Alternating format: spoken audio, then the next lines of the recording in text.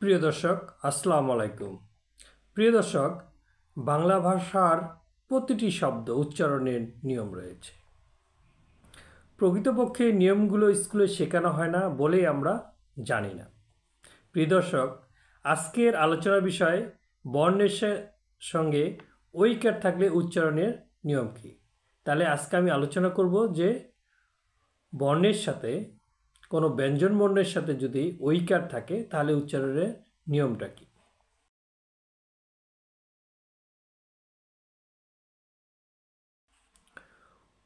ওই স্বরবর্ণ থেকেই এসেছে ঐকার, এটা আমরা সকলেই জানি। ওই বর্ণ একটি যৌগিক স্বরবর্ণ, অর্থাৎ এখানে দুটি বর্ণ রয়েছে, ও যোগ ওই, রস্বই ওই সমান ওই। বর্ণের সঙ্গে ঐকার থাকলে উচ্চারণ কেমন হয়? যেমন ধরুন, কয়ের সাথে যখন ঐকার থাকে, ক যোগ ওই সমান ক যোগ ওই সমান কই।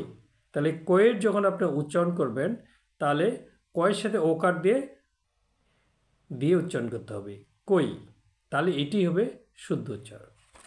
অনুরূপভাবে যদি আমরা ধরি থই, থ যোগ ঐকার, এখানেও তখন থয়ের সাথে ওকার দিয়ে রস্বই, মনে মনে রস্বই দিয়ে উচ্চারণ করতে হবে, থই।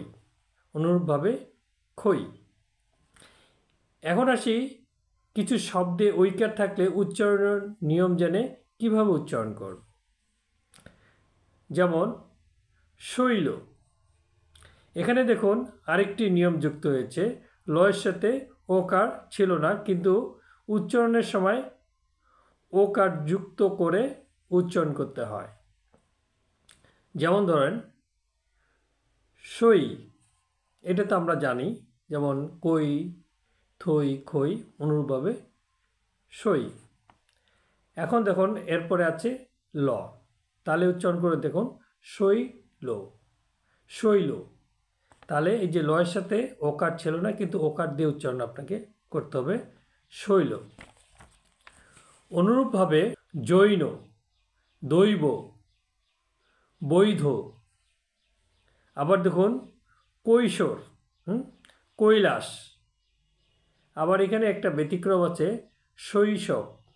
এখানে সইটা ঠিক আছে, স তালবস্যের সাথে ওকার যোগ হয়নি, এখানে তালবস্যটা হলন্ত উচ্চারণ হয়েছে, শৈশব। তাহলে প্রিয় দর্শক, আমরা কি জানলাম যে যদি কোনো ব্যঞ্জন বর্ণের সাথে ঐকার যুক্ত হয় তাহলে উচ্চারণের নিয়মটা কি, যে বর্ণটির সাথে ঐকার যুক্ত রয়েছে সেই বর্ণটার সাথে ওকার যোগ করে একটি রস্বই মনে মনে ধরে নিয়ে উচ্চারণ করতে হবে। এটি আপনি উচ্চারণ করুন, আপনি আপনার শিশুটাকে শেখান, তাহলে সে শুরু থেকেই শুদ্ধভাবে বাংলাটা শিখতে পারবে। তাহলে প্রিয় দর্শক, আশা করি বিষয়টি বুঝতে পারছেন। ভালো থাকবেন।